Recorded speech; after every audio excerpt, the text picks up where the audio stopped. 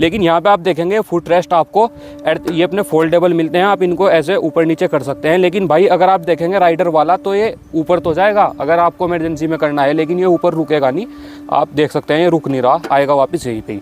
लेकिन पिलियन वाले को आप ऊपर रोक सकते हैं। लेकिन ये जो अपनी ओल्ड वाली है इसको ना ही तो आप यहाँ पे एडजस्ट कर सकते और इस वाले को तो आप ऊपर कर सकते हैं। लेकिन ये बिल्कुल बेसिक से मिलते हैं, मतलब बिल्कुल बकवास टाइप के। इसमें उस टाइम का भाई बिल्कुल देसी चीज़ थी, लेकिन ये थोड़ी मॉडर्न करती गई है। हालांकि यहाँ पे आपको इस बाइक में अगर आप अपनी पुराने वाली स्टैंडर्ड देखेंगे तो पूरा लोहा यहाँ पे आपको मिलेगा।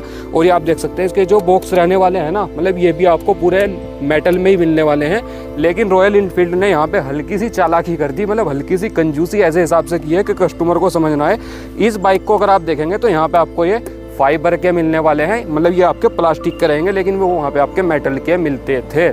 नमस्कार दोस्तों, ऑटो एक्सपर्ट डायरी में आपका स्वागत है। तो भाई आज है हमारे पास आरी की तरफ से आने वाले दो बीस्ट। एक है अभी 2025 मॉडल और दूसरी है हमारी 2020 मॉडल। वैसे जो अभी 2025 में रॉयल इनफील्ड बुलेट स्टैंडर्ड आ रही है 350 सीसी में, उस बाइक का और इस बाइक का तो कोई कंपटीशन है ही नहीं। लेकिन साथ साथ आपको जानकारी के लिए बता दूं, जो लोग इसको स्टैंडर्ड मानते हैं तो भाई ये स्टैंडर्ड मॉडल नहीं है, ये स्टैंडर्ड से एक नीचे का मॉडल है जिसका नाम है बटालियन ब्लैक। ठीक है जी, बटालियन ब्लैक हमारे पास है। अभी जो 2025 वाली स्टैंडर्ड है उसमें आपको डुअल डिस्क वगैरह मिलने लगी है, तो मतलब वो इन दोनों बाइक से काफ़ी ज़्यादा एडवांस है। अभी अगर हम देखेंगे 2020 वाली या फिर जो 2023 तक स्टैंडर्ड मॉडल चला था, अगर हम उसका कंपैरिजन करेंगे तो वो बटालियन ब्लैक से ही बन सकता है, रॉयल इनफील्ड की स्टैंडर्ड बाइक से बिल्कुल नहीं बनेगा। तो आज देखने वाले हैं, अगर आपका बजट है लगभग 2 लाख रुपये तक का, तो आपको सेकंड हैंड में ये अपनी पुरानी बाइक लेनी चाहिए। कुछ लोग इसको काफ़ी अच्छा मानते हैं। या फिर आपको नए लुक्स, नया इंजन, नई चेसी, मतलब हर चीज़ इस बाइक में आपको नई मिलती है। चलाने में इस बाइक को कुछ ज़्यादा मज़ा आता है, लेकिन इस बाइक का भी एक अपना अलग स्वाद है। तो ये सारी चीज़ें इस वीडियो में हम जानने वाले हैं, कौन सी बाइक किसके लिए बनी है। ये बाइक मेरी ही है और इस बाइक को भी हमने अभी लगभग 5 से 6 दिन पहले ही खरीदा है। तो इस बाइक को भी लगभग, अगर इसके ओनर ने 200 किलोमीटर चलाया होगा तो 300 किलोमीटर मैं ही चला चुका हूँ। तो भाई दोनों बाइकों का काफ़ी अच्छा निचोड़ मेरे पास है और इसको तो लगभग हम 23,000 किलोमीटर चला ही चुके हैं। तो चलिए दोस्तों, बिना टाइम वेस्ट किए स्टार्ट करते हैं। बात कर लेते हैं दोनों ही बाइक्स के की। तो की हमारे पास रहने वाली है, ये है इसकी 2025 मॉडल की अपनी। ये आप देख सकते हैं नई की अब यहाँ पे आपको मिलने लगी है और इसका स्टिकर वगैरह निकल गया। ये है अपनी पुराने वाली की। तो ये नए वाली जो की है ये थोड़ी मॉडर्न सी है और ये काफ़ी ज़्यादा सिक्योर भी है और इसमें थोड़े लॉक के सिस्टम भी पहले से बेहतर कर दिए गए हैं। अब सबसे पहले बात कर लेते हैं दोनों ही बाइक्स के फ्रंट की। तो फ्रंट में इसमें भी आपको हेलोजन हेडलाइट ही मिलती थी पहले, और इसमें अभी भी आपको हेलोजन हेडलाइट ही मिल रही है। यहाँ पे आपको सेम पायलट लाइट मिलेगी पहले वाली ही, और दोनों के ही आपको हेडलाइट के ऊपर ये क्रोम मिलने वाली है, इधर भी और इधर भी। लेकिन अगर बात की जाए हेडलाइट की, तो भाई जो डिसएडवांटेज और एडवांटेज है ये भी मैं आपको साथ साथ ही कवर करता रहूँगा, ताकि आपको किसी और वीडियो में ना जाना पड़े। वीडियो भला ही लंबा हो, लेकिन एक एक जानकारी दे दूंगा कौन सी बाइक किसके लिए बेस्ट है।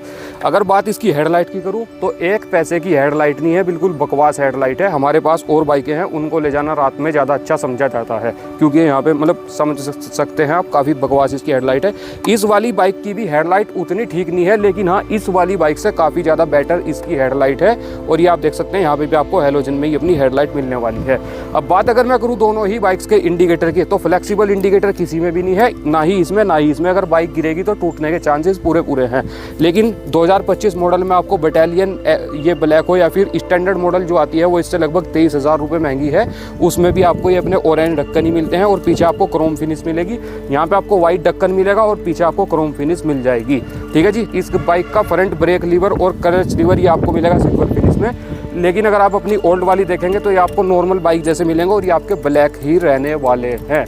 अब बात की जाए अगर दोनों ही बाइक्स के टायर साइज़ की, तो एक बार देख लीजिए, दोनों ही बाइक्स के फ्रंट में आपको डिस्क ब्रेक मिल जाता है और दोनों ही बाइक्स में आपको ABS फ्रंट में मिल जाता है। लेकिन अगर आप 2025 वाली स्टैंडर्ड बाइक खरीदेंगे बटालियन से, जो अपर वाला वेरिएंट है, तो वहाँ पे आपको रियर में भी डिस्क ब्रेक मिलने लगता है विद ABS। बात अगर डिस्क प्लेट की जाए तो इस बाइक में हो या फिर 2020 वाली, दोनों ही बाइक्स में आपको 280 mm की डिस्क प्लेट फ्रंट में मिल जाती है विद ABS।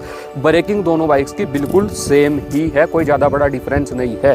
ठीक है जी। दोनों ही बाइक्स के रियर में आपको 150 mm का ड्रम ब्रेक ही मिलता मिलता है। अगर आप इससे ऊपर वाला अपना स्टैंडर्ड वेरिएंट जाएंगे तो वहाँ पे आपको डिस्क ब्रेक मिल जाएगी। अब एक बार बात कर लेते हैं दोनों ही बाइक्स के डायमेंशंस की। तो सबसे पहले अगर हम अपनी ओल्ड वाली को देखते हैं तो इस बाइक की विड्थ रहने वाली है 810 mm, लेंथ है इस बाइक की फ्रंट व्हील से और रियर यहाँ टेल लाइट तक 2170 mm, हाइट है इस बाइक की 1120 mm और फ्यूल टैंक कैपेसिटी है इस बाइक की 13.5 लीटर और साथ साथ इस बाइक की सीट हाइट रहने वाली है 800 mm की। और इस बाइक का जमीन से जो इंजन का डिस्टेंस है ये है 135 mm का ग्राउंड क्लियरेंस यहाँ पे आपको मिलता है। ठीक है जी। बात अगर व्हील बेस की करूँ तो इस बाइक में आपको 1395 mm का व्हील बेस मिल जाता है और यहाँ पे वेट रहने वाला है 186 किलो। वो वाली जो अपनी बटालियन ब्लैक है ये लगभग अपनी स्टैंडर्ड से 9 किलो ज़्यादा वजन के साथ आपको मिलती है। उसका क्या वजह है वो भी मैं आपको बताऊंगा। इस बाइक में आपको मिल जाता है जो अपना इंजन मिलता है ये आपको 346 सीसी का air cooled 4 stroke 2 valve single cylinder engine मिलता है। दोनों ही बाइक में आपको ये अपना एयर कूल्ड इंजन मिलने वाला है। बात अगर पीएस की जाए तो इस बाइक में आपको 21 पीएस मिलती है 5200 आरपीएम पर और इस बाइक में आपको 28 Nm का टॉर्क मिलता है 4000 आरपीएम पर। तो आप समझ सकते हैं 28 Nm टॉर्क 4000 आरपीएम पर, मतलब ज़्यादा को मेहनत करने की ज़रूरत नहीं, काफ़ी अपर लाइन पे ही आपको काफ़ी अच्छा टॉर्क इस बाइक से मिल जाता है। अब अगर बात करूँ इस बाइक के इंजन की और डायमेंशंस की तो इस बाइक की लेंथ मिलने वाली है आपको 2110 mm की, विड्थ रहने वाली है 785 mm की और हाइट रहने वाली है 1225 mm की। सीट हाइट है इस बाइक की 805 mm, यानी कि हल्की सी उस बाइक से 5 mm ज़्यादा ऊंची इस बाइक की सीट हाइट आपको मिलेगी। यहाँ पे आपको 13 लीटर की फ्यूल टैंक कैपेसिटी मिलेगी, लेकिन वहाँ पे आपको 13.5 लीटर की फ्यूल टैंक कैपेसिटी मिल जाती है। तो आप उसमें आधा लीटर पेट्रोल इससे ज़्यादा डलवा सकते हैं। ठीक है जी। अब अगर बात करूँ दोनों ही बाइक्स में हमें डायमेंशंस में क्या डिफरेंस मिलता है तो भाई डायमेंशंस का कुछ ऐसा है। न्यू वाली की जो विड्थ है वो अपनी ओल्ड वाली स्टैंडर्ड से 25 mm कम है और साथ साथ ओल्ड वाली की अगर हम बात करें तो इस बाइक की 60 mm लेंथ ज़्यादा है। तो इस बाइक की जो 60 mm लेंथ ज़्यादा है ये इस बाइक का एडवांटेज भी है और डिसएडवांटेज भी। अब वो डिसएडवांटेज कैसे है वो मैं आपको धीरे धीरे बताऊंगा वीडियो में आगे। और इस बाइक के पास वो एडवांटेज चला जाता है जो इस बाइक की लेंथ कम है। ठीक है जी, इसकी कम रखी गई है।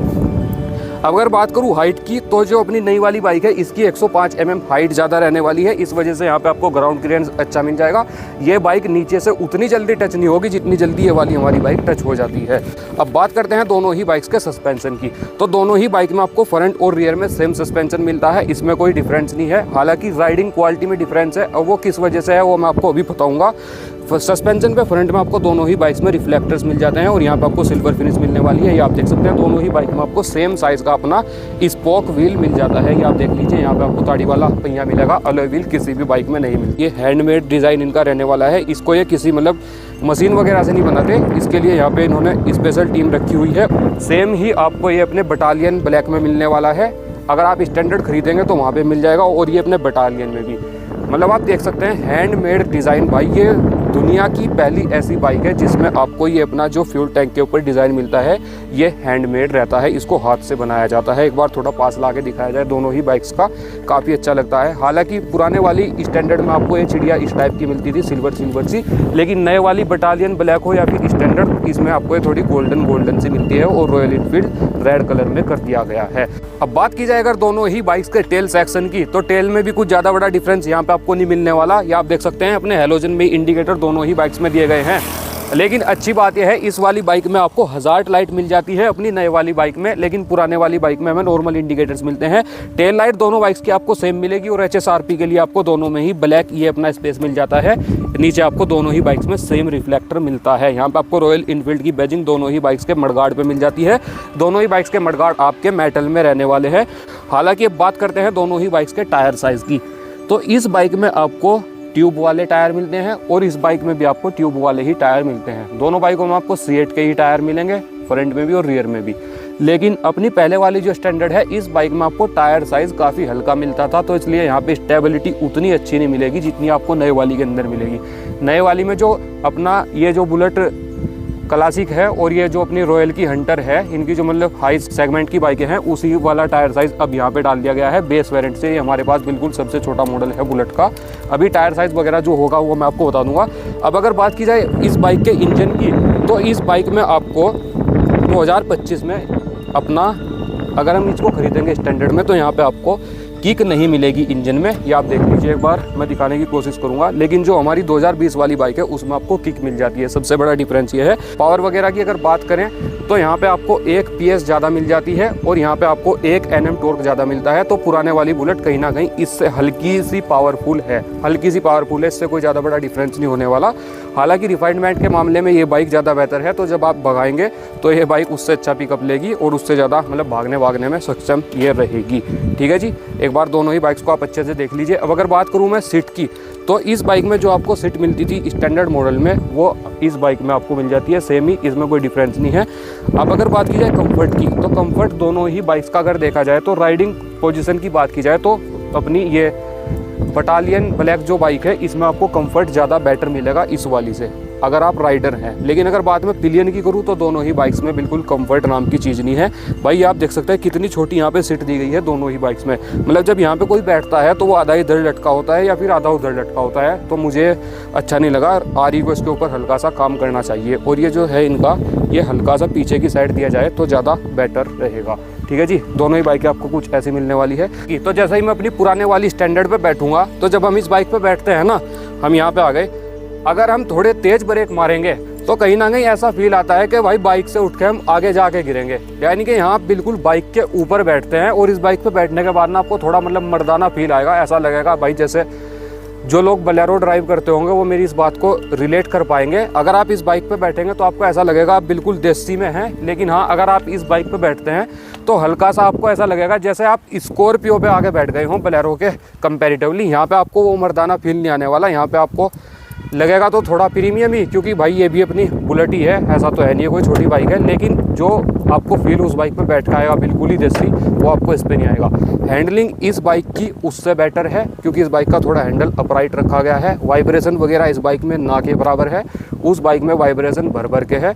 अगर बात करूँ अपने पॉइंट ऑफ व्यू की, तो जब मैं उस बाइक को चलाता हूँ 5 किलोमीटर भी, और अगर खड्डों में चला लूँ गलती से, तो उस बाइक में इतनी ज़्यादा वाइब्रेशन है, हाथ यहाँ से पूरे लाल हो जाते हैं। लेकिन इस बाइक के अंदर मुझे कुछ ऐसा नहीं लगा। जैसे ही मैंने इस बाइक को फर्स्ट टाइम ड्राइव किया तो भाई मेरा यही था कि भाई वाइब्रेशंस तो इसमें बिल्कुल है ही नहीं। ठीक है जी, तो भाई एक बार लेते हैं बाइक की टेस्टिंग, बाकी सब कुछ फाइनल हो गया। कुणाल भाई हमारे साथ हैं, तो कुणाल भाई चले। बिल्कुल सर। अभी हम न्यू स्टैंडर्ड पे अपनी बैठ चुके हैं और जैसे ही हम इसका करते हैं अब हम चलते हैं, आगे चलना।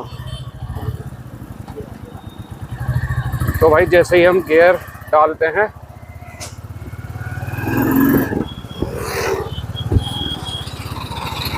अब दोस्तों, जैसे ही मैं अपनी स्टैंडर्ड 350 है जो 2025 वाला हमारे पास आज वेरिएंट है, जैसे ही मैं इसके ऊपर बैठता हूं तो जो मेरी स्टैंडर्ड 2000 अपनी 20 वेरिएंट वाली बाइक है उसमें और इसमें तो मुझे बिल्कुल ज़मीन आसमान का फ़र्क लगा, क्योंकि उसमें तो वाइब्रेशन वगैरह भी है और इस बाइक पे बैठने के बाद बिल्कुल क्लासिक वाली फील ही मुझे आ रही है। मतलब क्लासिक में और इसमें कोई फ़र्क अब ज़्यादा रहा नहीं।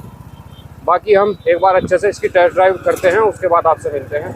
अब दोस्तों, अगर आप ये बटालियन ब्लैक खरीदते हैं तो यहाँ पे आपको ये जो ब्रेक लीवर मिलेगा अपना रियर के लिए, ये कई बार ऐसा हो सकता है अगर आप स्पीड ब्रेकर पे बाइक को लेकर जाएंगे, उस टाइम पे ब्रेक लगाएंगे तो ये आपका नीचे टच हो सकता है, ये इस हिसाब से यहाँ पे दिया गया है। लेकिन अगर आप 2025 वाली स्टैंडर्ड भी खरीदते हैं तो वहाँ पे आप रियर ब्रेक लीवर है, इसको यहाँ से हटा के यहाँ ऊपर की साइड दे दिया जाएगा, तो टच वच होने के कोई चांसेस नहीं है।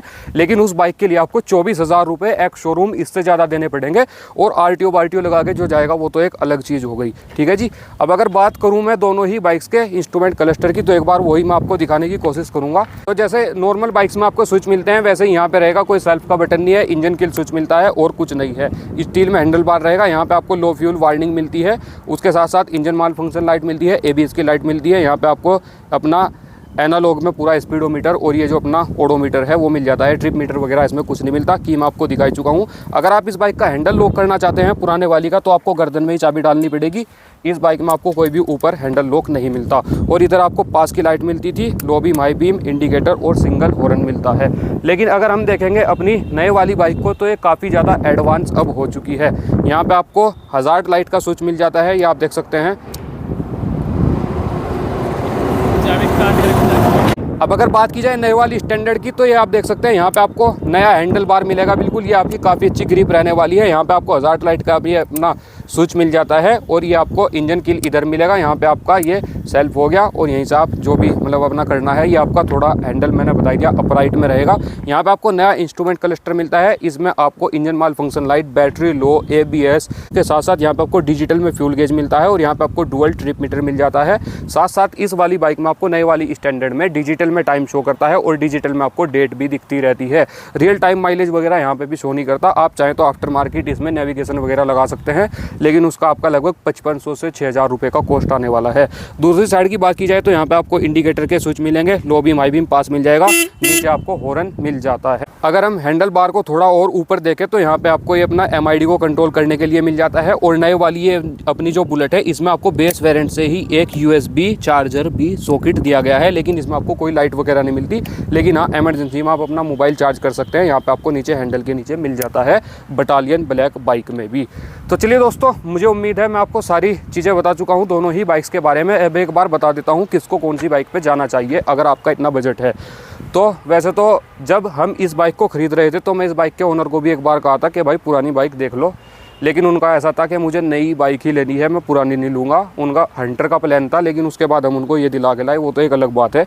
अब अगर आपका बजट है 1.5 लाख रुपये तक का, ठीक है, और अगर आपको चाहिए बिल्कुल मर्दाना फील, मतलब ज़्यादा ज़िंदगी में टेंशन नहीं चाहिए, एक बुलेट हो, बात ख़त्म, 1.5 लाख का बजट है, तो आप इस टाइप की कोई भी सेकंड हैंड बुलेट देख लीजिए, काफ़ी अच्छी बाइक है।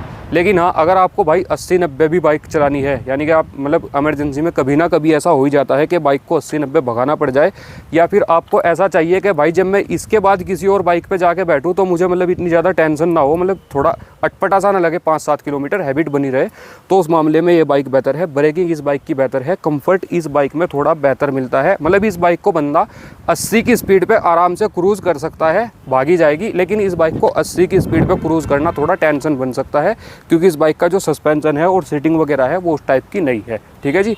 बाकी दोस्तों दोनों ही बाइकें रॉयल इनफील्ड की है, काफ़ी अच्छी है, काफ़ी ट्रस्टेड बाइक है, जो आपको अच्छी लगे आप उसको खरीद सकते हैं। अगर इसके बाद भी आपको कोई डाउट है तो मैं इन दोनों ही बाइकों के ऊपर कई सारे और भी अपने एपिसोड बनाने वाला हूँ, आप उनको चेक कर लेना।